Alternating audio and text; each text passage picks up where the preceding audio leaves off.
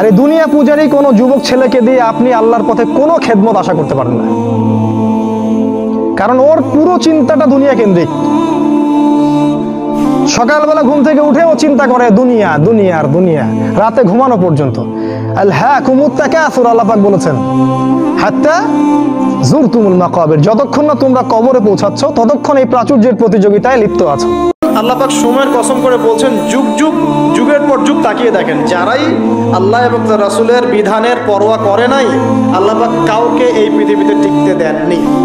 শুধু একটা সময় দিয়েছেন, কাউকে 100 বছর, কাউকে 1000 বছর, কাউকে 500 বছর, কাউকে 700 বছর। একদিন না একদিন আল্লাহ পাক এদেরকে ধ্বংস করে দিয়েছে।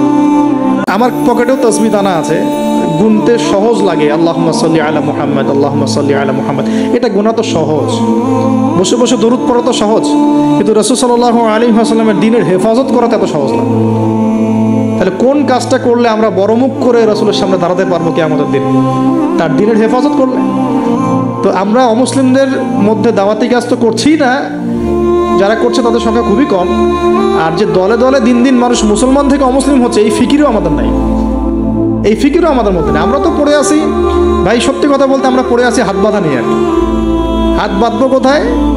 পায়ে পা কি কেমন করে লাগবে, কেনি আঙ্গুল নাকি গোড়ায় গোড়া? মানে আমাদের চিন্তা ভাবনাগুলো অনেক বিশাল। মাদক যুব সমাজের মেজর প্রবলেম এখন মাদক। খেয়াল করে দেখবেন, যুব সমাজের মৌলিক সমস্যা, তারা হয় সিগারেট খাচ্ছে, গাঁজা, ফেন্সিডিল, ইয়াবা, বিভিন্ন ক্যাটাগরির মাদক, একটার পর একটা, এবং এটার মধ্য দিয়ে তারা হতাশা দূর করতে চায়। কখনো সঙ্গদোষে খায়, কখনো গার্লফ্রেন্ডের কাছে ছ্যাঁকা খেয়ে খায়, কখনো দেখবেন যে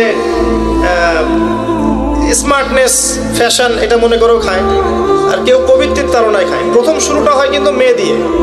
প্রথমে আগে মেয়ের সাথে একটা সম্পর্ক হয়, হারাম সম্পর্ক হওয়ার পরে প্রেমের সম্পর্ক হয়, এরপরে দেখবেন দেখা সাক্ষাৎ হচ্ছে, কফি খাচ্ছে, পরে জেনা করছে, এক পর্যায়ে ব্রেকআপ। এই যে ব্রেকআপ, তারপরে হয় আত্মহত্যা করবে, না হলে মাদকের দিকে যাবে।